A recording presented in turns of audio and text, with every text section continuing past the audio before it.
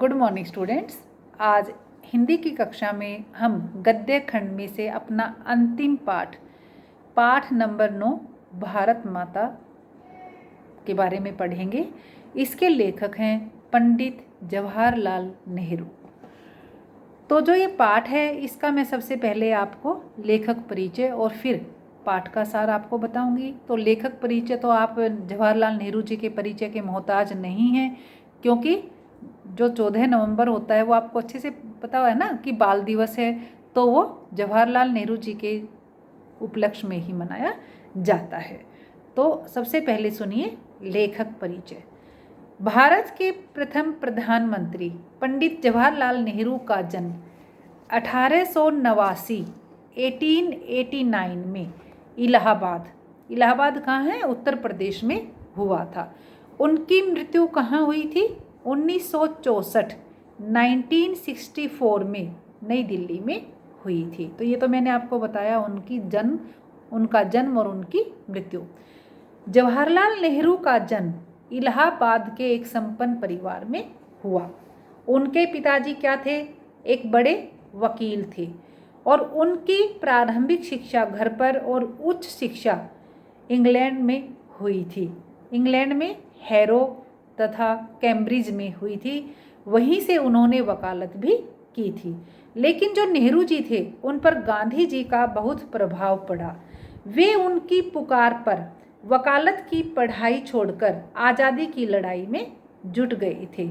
आगे चलकर सन 1929 में भारतीय राष्ट्रीय कांग्रेस के लाहौर अधिवेशन के अध्यक्ष बने और पूर्ण स्वतंत्रता की मांग की।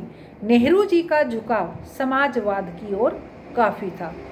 सन 1947 में जब भारत स्वतंत्र हुआ तो नेहरू जी पहले प्रधानमंत्री बने और भारत के निर्माण में, भारत के विकास में अंत तक जुटे रहे थे। उन्होंने देश के विकास के लिए कई योजनाएं बनाई थी, जैसे आर्थिक और औद्योगिक प्रगति तथा वैज्ञानिक अनुसंधान से लेकर साहित्य, कला, संस्कृति आदि क्षेत्रों में उन्होंने काफ़ी प्रोग्रेस की थी, काफ़ी उन्नति की थी।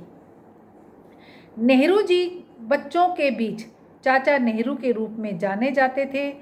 शांति, अहिंसा और मानवता के वे हिमायती थे और इसीलिए बेटा उन्होंने अंतर्राष्ट्रीय स्तर पर विश्व शांति और पंचशील के सिद्धांतों का प्रचार किया था। उनकी कुछ प्रमुख रचनाएं मैं आपको बता देती हूँ। मेरी कहानी यानी कि उनकी आत्मकथा थी।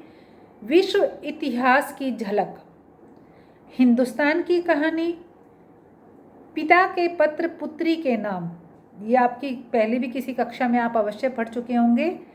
हिंदुस्तान की समस्याएं, स्वाधीनता और उसके बाद, राष्ट्रपिता, भारत की बुनियादी एकता, लड़खड़ाती दुनिया आदि। तो ये उनकी मैंने आपको कुछ प्रमुख रचनाएं बताई हैं, ठीक है। उसके बाद मैं आपको अब यहाँ पर बताऊंगी कि इस जो भारत माता पाठ है इसका सार क्या है। पाठ का सार, प्रस्तुत पाठ हिंदुस्तान की कहानी का 5वां अध्याय है, ठीक है। तो वहाँ से ये लिया गया है। इसमें लेखक ने भारत माता के स्वरूप को स्पष्ट करने का प्रयास किया है कि भारत माता का स्वरूप क्या है। लेखक यानी कि जवाहरलाल नेहरू जी बताते हैं कि वह एक जलसे से दूसरे जलसे में जाकर लोगों को हिंदुस्तान या भारत के बारे में बताते थे। जलसे होते रहते हैं ना, जैसे गैदरिंग होती है उसको बोलते हैं, जैसे रैलियां होती हैं, तो यहाँ पर जलसे शब्द का प्रयोग किया गया है। भारत एक संस्कृत शब्द है और इस जाति के परंपरागत संस्थापक के नाम से निकला हुआ है। जो शहरी लोग हैं वो तो क्या करते हैं, भारत के बारे में जानते थे, पर जो भारत के किसान और देश के अन्य ग्रामीण हैं उनको यह बताना काफ़ी ज़रूरी था कि देश के अलग अलग हिस्से मिलकर ही एक हिंदुस्तान बना है। लेखक सारे देश में किसानों के लिए एक समान स्वराज्य का जिक्र करते थे। सभी जगह के किसानों की समस्याएं एक समान हैं।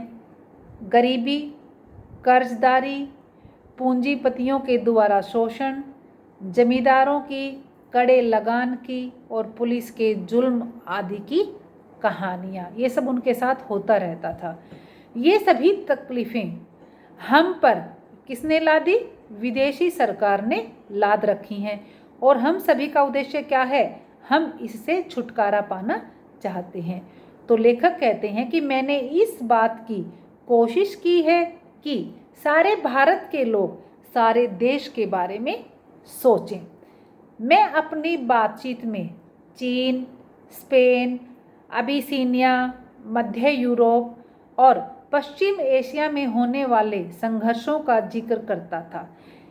इन्होंने उन लोगों को सोवियत यूनियन में होने वाले परिवर्तनों का हाल बताया और अमेरिका, हम इसको इंग्लिश में बोलते हैं अमेरिका की तरक्की के बारे में भी बताया। वे लोग पुराने महाकाव्यों, पुराणों की कथा कहानियों को अच्छी तरह से जानते हैं, तो इसलिए जो बातें लेखक ने उनको बताई भारतीयों को, तो वो उनकी समझ में आसानी से आ गई।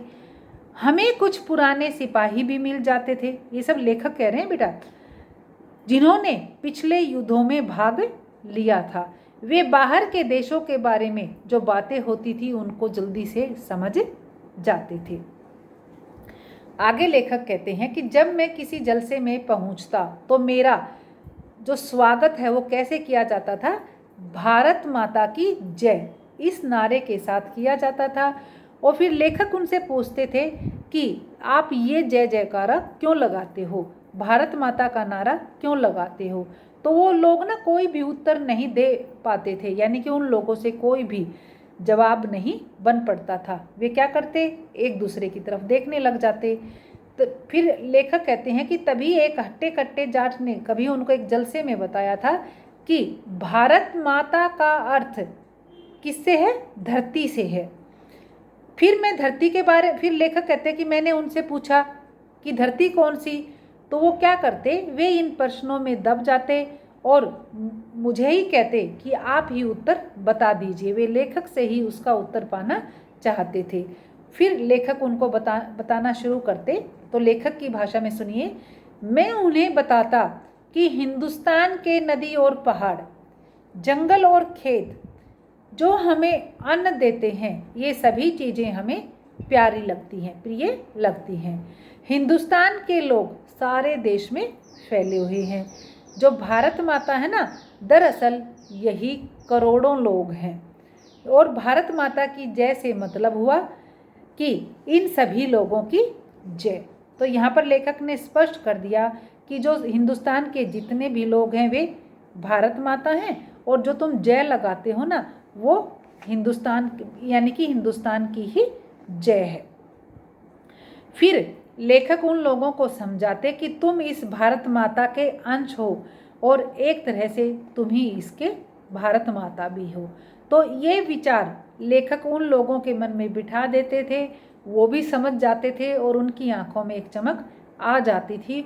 और उस चमक का अभिप्राय यह होता था कि जैसे उन्होंने कोई बहुत बड़ी चीज़ पा ली हो।